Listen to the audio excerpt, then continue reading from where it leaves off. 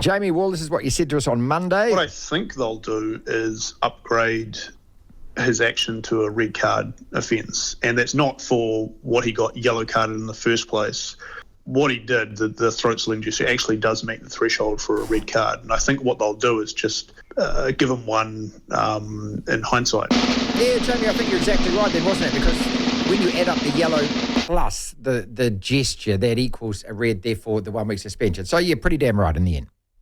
Yeah, correct. It sort of ended up being pretty much the way we thought it would be with this one, which is interesting because, like I said on Monday, he did come out with that apology afterwards, and I think that played like a big part in them not really throwing the book at him. And then there's also his stature within the game itself, which I think, while no one wants to admit it, that does always play a part in the way that they hand out suspensions. It has to, doesn't it? I mean, look at, and I know that, as you say, none of them on the judiciary will ever admit it. But I wonder whether there's an overriding or overseeing body that, look, no one wants to see this particular guy heavily punished for anything because he's one of the superstars of the game. He's got such a great public image. People love this guy as a player, and as a person. So 1 week probably fair. Yeah, I think so. I think Ardie himself probably knew that by the end of the game, at least, that he knew he was going to go for a skate. It's a really bad game for him to miss, unfortunately. They've got the Blues. The Hurricanes have got the Blues at home. I will say, though, one thing, though, that there is a guy waiting in the wings for the Hurricanes that I think a lot of Wellington rugby fans are very excited about. Peter Lakai, who can take over the duties that Ardie has. He's only 19 years old. It's a big load to put on his shoulders, but I think we're going to find out this weekend whether him and also Braden Yossi, who's been around for a couple of seasons now out of Manawatu. There's never going to be a shortage of talent in the loose forwards at the Hurricanes, or really kind of anywhere in any of the New Zealand Super Rugby teams, to be fair. But at the same time, Ardie is the captain, and he's pretty talismanic. And we also saw his brother come out this morning and tweet that, jokingly, that who's going to carry us this weekend. Well, it's probably not you, Julian, but it will probably fall on the shoulders of like Peter Lakai, Braden Yossi, guys like that. And so I think that, again, like what I said on Monday, the really interesting fallout out of this is going to come down the track when it comes to, what Ardie's future in the All Blacks around leadership is and how this affects that situation. Let's look at Mafaleo's suspension, 3 weeks for the shoulder to the head. And then I'm also tagging in here, and I mean, these are obviously different codes and in different competitions, but Montoya getting 4 weeks for telling a player to get up, you faggot, I think it was, something like that. 4 weeks for an on-field slur. And again, I'm not defending it at all. I mean, we all know that, that's inappropriate these days. You can't say those kind of things. A 1 week suspension for a throat slit. I don't know. I mean, I go back to Montoya now, and I just think 4 weeks is bloody harsh, isn't it? It offends everyone who is offended by it and wants to be offended by it. And as I said, I'm not in any way saying that it is okay to do. But 4 weeks for saying something on the field, 1 week for a physical gesture. I don't know. I'm not sure that this is kind of some kind of equality going on here. Yeah. Again, though, I think it comes down to the fact that these are pretty rare occurrences. Like, unfortunately, shoulders to the head and high shots and crusher tackles and so forth, they happen every week. They shouldn't, but they do. People saying things and making gestures, that's about a once in a season sort of thing. And so I feel like these judiciaries have to kind of make things up as they go along. Yeah, that's fair. With these, I do. I personally, I felt Montoya was kind of hard done by, considering that he came out afterwards and really admitted that he was wrong and that he was pretty ashamed of himself, and I believe that. But at the same time, there is a kind of head of the snake kind of thing with these situations, whereby if you're going to let guys get away with stuff like that, then you're really opening the gates to a lot of other poor behaviour. Whereas stuff like Mafaleo and high shots and that, you can make the excuse that at least they didn't mean to do it. making a throat-slitting gesture and calling someone the F word. Well, he meant it. Unfortunately, like as sorry as these guys are, they meant to do it. At the time they did, yeah. At the time they did, and I guess that's the distinction between those situations. A couple of other topics to talk about. Jamie Ward, the most independent and trustworthy voice in New Zealand sports journalism, in my humble opinion. I want to talk about the streakers in a second, but the leaking that's going on from wherever it's coming from, and we all know where it's coming from. When Stuff and the Herald, within an hour of each other, both get exactly the same story. They're not pinching it off each other. They both got this so-called exclusive story about Joe Schmidt and the All Blacks, who's actually running with who and who the running mates are. Yes, I sit there and I just scratch my head and I think, what on earth is New Zealand rugby playing at here? What are they trying to exactly do by, leaking this information, deliberately leaking it, deliberately getting out there in the public eye? Are they just trying to create an impression that, yes, it is a full process. Yes, there are many candidates. Yes, it's not just Razor. I don't get it. I really don't. Well, I think you're giving them a bit too much credit here, Marty. I don't think there's any rhyme or reason as to why this is happening. I just think it's just someone's got on the phone or sent a message saying, hey, this is happening. I don't think it's been part of some big board level conspiracy to push a narrative out there. I think that, we've talked about this in the past, that joint's got more leaks than the Titanic. And it's just the case of people perhaps just trying to want things to happen and willing them into the ether by just kind of getting these stories out there. I still haven't seen any conclusive evidence that Jamie Joseph actually wants to be coach of the All Blacks. Exactly. Yeah, good point. I'd love to. I'm not saying he doesn't. I'm just saying that there are no quotes of him saying, I want to be All Black coach. Everyone's just kind of guessing that he is. And until Joe Schmidt actually says it himself, I won't believe that either until that happens. So it's, again, I'd much rather be talking about Super Rugby right now than this silly All Black coaching situation, because it's getting silly. It is now. That's it. It's basically it's actually losing its credibility, and there's also absolutely. And considering the importance of the position. It's just it's so goofball, isn't it? And it just what we're talking about here is probably the number one job in the country beside the Prime Minister. They talk about that in Australia, don't they? The Australian cricket coach alongside the Prime Minister. That's how important. In actual fact, come the end of the year, I know that those in Parliament think an election's important. And I tell you what, for 5 million of us, where the All Blacks winning the World Cup's probably as important, isn't it? Yeah, I'd say so, and that's why they put the election when they did, before the one game that could potentially knock the All Blacks out of the World Cup, because they don't want everyone grumpy when they go to vote. That's it, and that does cost. It can, and it does cost those. All right, let's go to the streakers then. And I noticed that Red Badge, their CEO, who Red Badge do all the security at all the stadiums around the country. People, you know this. I mean, we all know this. We all see them out there. Obviously irate, obviously upset, and obviously wanting some kind of change to be put in place so that, people don't invade the field. And he's talking about cages like they have in European football. I think that's probably a bit extreme. Look, this has been going on since the 1970s. There was a song, Jamie, you won't remember it, called The Streak. It was really popular. It's one of those kind of novelty songs that ended up being number one all over the planet. People getting their kit off, running on the field. I'm not sure you're ever going to stop this. Look, if there's a will, there's a way. Somebody's always going to want to do it. But what is the appropriate punishment exactly?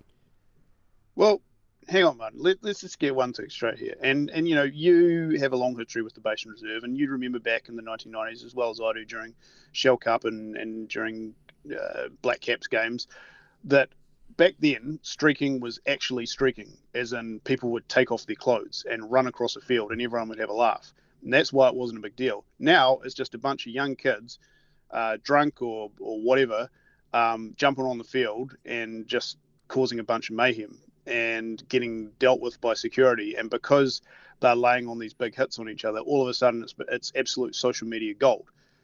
There's a distinction between streaking, which is funny, and pitch invading, which is not. And I think that if you can crack down on the fact that the demographic of the people who are disrupting these games are young Pākehā men, and actually treat them like the criminals that they are, then we'll get closer to actually, stopping this problem. and treat it like a criminal matter. Yeah, because, I'm just, while you're thinking that, I'm just thinking, okay, so, your Dunedin students, of which my son is obviously one of them, my youngest son, every time any of them ever get caught for this, I'm doing law, okay, right, there's Section 54 discharge and you're not going to get convicted for it. I think that a lot of those that do it, they do it at the time because they're absolutely slaughtered and they do it, rush of blood to the head and things. But deep down, they all know that, hey, I'm not going to actually cop, whatever it is. My life, my career is not going to be upset and I'm not going to actually have to change my degree because of this. So you think that that's what it should be? A criminal offence. Does anyone in Dunedin ever do anything stupid without that in the back of their head? That's what their entire culture is based on. And this is the overflow of that culture, is that they know they're going to get away with it. So let's do something about it. Devlin. Unbelievable. Incredible. The platform. Christy, I saw your tweet, mate, that you'd give Ardie 2 weeks. Can't condone that behaviour. Brain explosion, perhaps, but every player says that after something goes wrong. Yeah, the great thing about rugby, someone's carded, they generally cop it. So he gets a week. Are you happy with that? Yeah, I'm more than satisfied with the week. I think the crime, it doesn't necessarily fit the time. Look, I think it's a strong decision from SANZAAR here because you can't condone it. That's what I said in the tweet. If this was any other player who didn't have the profile as an Ardie Savea, would it be so divisive? Would it be so divided? This has gone up to the UK. We saw it at the time when he did the gesture. That it really broke the internet. It was the only thing that people were talking about. We know that young people particularly look up to their heroes, and there's none bigger really than Ardie Savea. He hasn't been in the top 5 of world rugby for the last 5 years, should have taken out the award not just once, but probably twice. For him to be doing that is an appalling look, and he can apologise. But as I said, everyone apologises. You do a high tackle, I'm sorry. Did I mean it? Of course not, no. But you can't just excuse things that happen on the field. In terms of the gesture, there are, cultural implications in New Zealand. Ardie's not Māori, but there is, in the haka, a similar kind of gesture that the All Blacks actually removed from that haka because, according to local law, that says that it means something different. But I think for the rest of us on the planet, we all look at that gesture and we assume and interpret it to be exactly what it was. Is he saying on the field, I'm going to cut your throat, or is he just saying I'm going to bash you, or does it actually not even matter? I think they're two completely different moments and things to process. One is before the field, before a footy is being kicked, it is a cultural thing. And then there's one that is an individual moment, a brain explosion according to Ardie, that happens on the field. I think they're two, and we shouldn't be blurring them together because that wouldn't necessarily do justice to the haka. It certainly wouldn't do justice to the moment itself. We've got to be careful not to categorise things all in the same thing, and it's the same with a tackle that might go wrong. The black and white law, there's always grey. This is a moment of grey, but we shouldn't be blurring it with the haka. I was reading, the great thing about Twitter is it just brings out every single moron that has ever lived under a rock. And this is what this is what I both love and hate about it, because if you take it seriously, then, you need to step away and have a big breath and actually just realise that Twitter is 99% a whole lot of anonymous trolls, with names like Kylie Bunny 13 who just say things in their underpants sitting in front of a computer. But I'll read you a couple of them. The next, a guy called Bin Chicken. Okay, I mean, there's straight away. I mean, it's like, hello, cuckoo, cuckoo. The next time a player says to another, "You're dead," I hope the ref gives him a red card so we can all realise how ridiculous this is. Is it that much of a fine line between somebody saying something, sledging, slagging, or erupting on the field verbally? What is the difference between that and this gesture? Well, here's an example we've seen in the past, and this just springs to mind. I was there at the Sydney Football Stadium, I think it was 2015, when Jacques Poit-Guita said some homophobic comments directed towards the Brumbies. And he ended up getting a big fine at the time. I don't think he was suspended, but he may have been. But they were comments that went against the spirit of rugby, went against the spirit of the values of rugby. And in modern society, they're absolutely not accepted.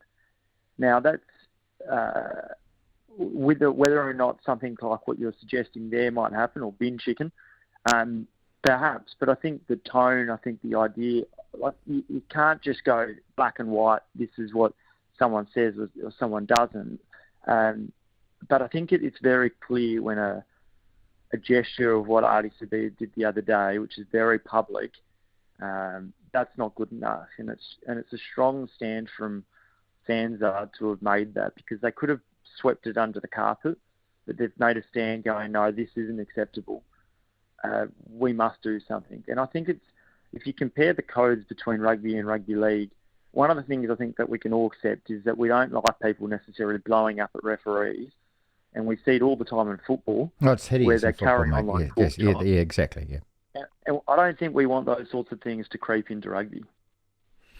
At the same time, a week, as you said earlier, right at the beginning of this, that's fine. We shut the door on this, we move on. I mean, the biggest bugger about it for me and all Hurricanes fans, of course, is we've got the Blues this weekend and he's not playing. And I suppose that's the ultimate consequence, isn't it? Yeah, and you don't want your big stars missing, do you? But for the Hurricanes, when they're looking, and they've started the season very well, and they're going to be looking for a top 4 finish, potentially even higher, if you drop this game, it's a big moment, isn't it? So, look, the Waratahs probably would have been hoping for 2 weeks themselves. I thought that it would have initially met the red card threshold, and then therefore automatic, the minimum is 4 weeks, which can potentially be halved. The fact that he was only deemed to have met the warning, but therefore with a yellow it got upgraded to a send-off, I think that's fair enough, and I think it's been handled well. Hasn't necessarily dragged on too much, but we can accept this. Everyone can learn from it, and hopefully we move on. Christy, finally, it was the biggest talking point from the round in Melbourne, which is a real shame because the Brumbies beating the Blues on field, that result in their performance, especially the second half and outmustering that Blues pack, we should be talking about that. So is it just an unwanted distraction, or as you've been saying, is it really important that, hey, this has happened and hopefully this is the last time and it's been dealt with as it should have been dealt with? Oh, look, I think you're right. The Blues and Brumbies probably hasn't gained the traction that it perhaps should have. But at the same time, this is what, and especially this side of the ditch where the Eastern Seaboard is dominated by rugby league, these sorts of subjects would be on the front and back page, be discussed on every rugby league magazine show, be discussed at 6 p.m. bulletins if this was done in rugby league. I don't think it's a bad thing necessarily. I don't think we should stand for it. And they're two different things. The Brumbies and the Blues, for those that want to delve into the analysis of the game, they can find that. People have discussed it, they've spoken about it. But a big high-profile issue like this, involving one of the biggest stars, should be spoken about it. The great thing is that it has been dealt with swiftly, and I think 1 week most people can cop. So that's the good thing. We'll get back to discussing whether or not Bodie Barrett's in form, not in form, but it's week 2, and the reality is no one wins the competition in week 2. So we'll talk about the rugby more and more, and hopefully it's another great weekend coming up.